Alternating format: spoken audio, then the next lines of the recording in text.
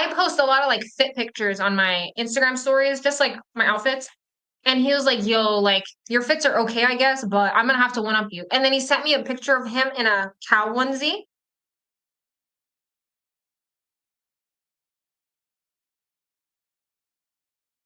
Hey guys, this is Pedro back with another interview, this time covering Spotlight Series America's 2024. And for this occasion, I'm here accompanied by Alexis of Cloud9 X Shopify Rebellion, one of the teams taking part in the competition. And at this point in the recording, just moving on to the grand finals of said event.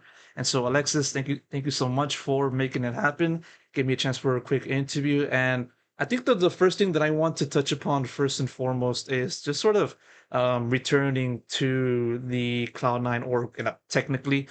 But yeah, like obviously you had some time with the org a few years ago, and so returning for this competition, what's the feeling like for you? I love C9. I always love C9. I think especially their managers and their staff are really, really nice. They're always so accommodating to me when I come to LA. So I'm already cool with all of them. But the org itself is always just so helpful to me. Anytime I need anything, like I know I can reach out to them. So yeah, it's really nice to just meet up with them again and play with the team. I know you've been you were part of the audience earlier on in the BCT Americas, and obviously you were a Cloud9 supporter, and so what's the situation like just having to switch from audience member to now playing on the stage, and on top of that, what's the feeling like for you to be on stage and just having to take in the entire environment of what a tier 1 player does their business? No, it's really cool. I feel like I'm cosplaying what I watch Moose do every time that I watch him play. So like now I know like the behind the scenes, like when I'm watching him, I'm like, okay, they're walking on the stage, okay, they're doing tech check, okay, like I know everything that they're doing now. So it is really cool. Like it's like it really is like you're cosplaying being a tier one player. And having the opportunity to play against other tier one players is really, really sick. And the stage is insane. Like the computers are super, super good. They're better than my computer at home. So I'm happy playing on this stage for sure. Is it kind of similar to what it was like in Berlin for Champions, and also like in a way as Sao Paulo in 2023? Is it similar or very different altogether? Definitely similar. Yeah, yeah, yeah, for sure. I think just the layout is different, but overall everything else is pretty similar. Like the way we do the walkouts is pretty much exactly the same. So I kind of have reps doing that kind of stuff and like tech check, everything's in the exact same order. So yeah, it's pretty natural to go onto a different stage because Riot just has like kind of the same protocols for all the events. So yeah, it's pretty much the same. I know that, I mean, there's been a little bit of time spent in just trying to get acclimated with your temporary teammates, of course, in I'm talking about Oxy and then Moose and then also Vic. And so, I mean, how has that vibe been like? What's the vibes like? What's the biggest, takeaways that you've had from learning a few of your new teammates for this competition? The vibes are really good. Obviously, I play ranked with Moose all the time. Like we play pretty much every day, so our vibes are good. I know how he is as a teammate already. As far as Vic and Oxy, Oxy is disgusting in the server. He's also a lot more vocal than I think I had originally anticipated, just knowing that duelists typically aren't calling a lot of their own stuff.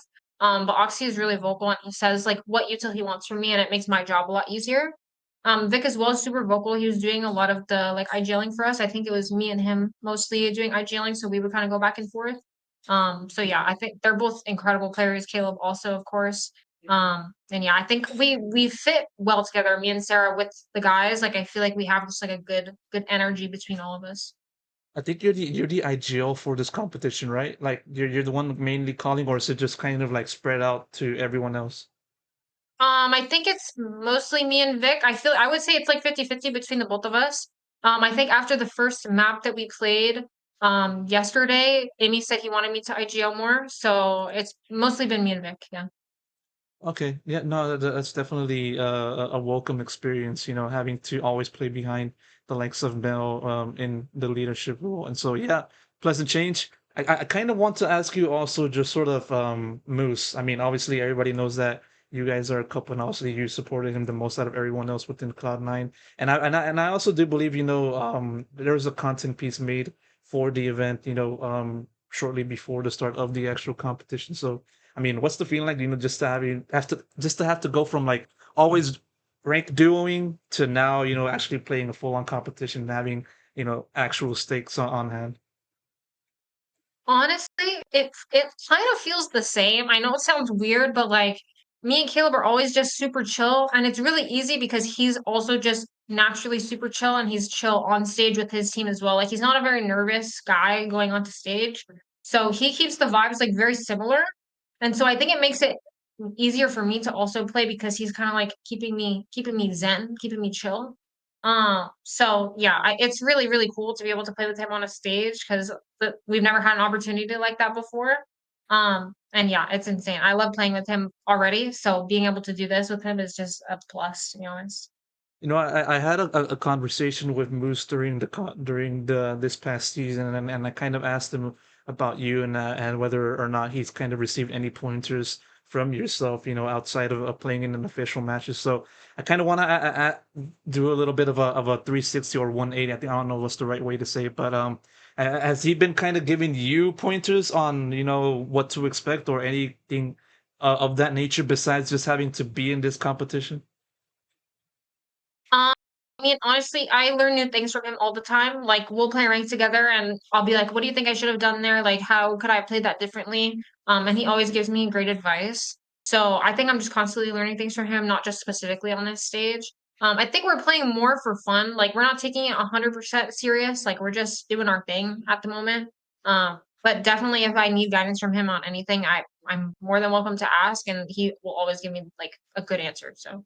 Well, I gotta add some spice into this interview just with the few questions that I have, if it's okay for me to ask. I know I did a 1v1 question between Oxy and Flores in the pre-event press conference, and I'm gonna do the same thing over here. And so this time, yourself and Moose, who would win? What's the 50-50 or like 7-30? What's the split like? The split like? See, this is difficult because I don't know what he would say.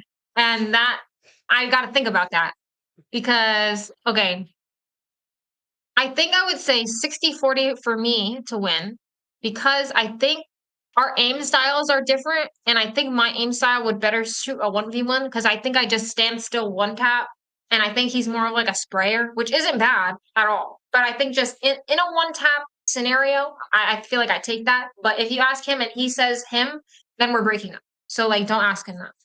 Okay, if I have a chance to request for an interview with Moose, then I'm gonna ask him that same question. So, and I'm pretty sure he might say like a 90-10, for him, over you. Nah, no So, way. I mean, like, I mean, guys, like, we'd like to gas each other up or gas ourselves up, and yeah, like, I mean, don't tell him I said that though. So I just keep it quiet for this interview, or more so, just kind of leave it to the viewers that are going to be watching this in a few hours time. And so, uh, one question that I kind of want to ask you out of curiosity, if it's okay for me to ask, is sort of, how'd you guys even meet? I mean, like, sure, you guys, are playing, have been playing Valorant competitively for a few years now, and so, how did that even come together? Just out of my own curiosity. So we actually knew each other since 2016. I was good friends with his coach when he was on Rise, in CS like a long time ago. Mhm. And we never really like talked very much. We were just kind of mutuals on Twitter. Like we never really like hung out or anything. But we had just known each other that whole time. And then in 2023, we went to a Fragadelphia LAN, like a Nerd Street LAN that was in August, and we had just like saw each other. We were like both single at the time, you know. So we had saw each other. We talked a little bit throughout the LAN, nothing crazy though. And then afterwards, he slid in my DMs, and then that's how we started dating. Well, what was his opening line? What was his pickup line? You know what's funny? Okay, I'll leak it because I think it's funny. Okay. It was I post a lot of like fit pictures on my Instagram stories, just like my outfits. And he was like, yo, like your fits are okay, I guess, but I'm gonna have to one up you. And then he sent me a picture of him in a cow onesie. And I was like, that's heat. Like, that's fire. And yeah, that's how he got me. Oh my god, that's it's that simple as that, and hopefully this will be like a good learning lesson for the guys that are looking for their own baddie. Yes, take notes. Take notes. Take notes for sure. And so yeah, like now that one quick question that I want to ask you before I wrap this up, because we're low on time, is just sort of the future. I mean, of course, Florison is gone, going to Apex, well deserved for her. And so on one hand it's great for her, but on the other hand it might be not as great as you, because like you guys don't have Florison. So what's the main aim for 2025, with that in mind? And yeah. I think for us, our goal, pretty much as soon as this tournament is over, is to start doing trials for our team. Obviously, like I don't know if any player is capable of filling Floor's shoes at the moment. Like it's just huge shoes to fill. Because Floor is just not only the most insane GC player, but also potentially one of the best tier one players. So like I said, big shoes to fill. So yeah, we're just gonna focus on doing trials, pick up the best possible player that we can, and start developing them as much as possible. So yeah, that's the goal for us right now. Of course, hopefully you guys are able to make that happen. Hopefully you guys can go all the way in this spotlight series, giving you the spotlight for this series of interviews that I'm doing. So did a little bit of a pun right there. Um, so yeah, thank you so much, Alexis. Really do appreciate you taking the time, and hopefully I could talk to you again in some capacity in the future. Thank you so much.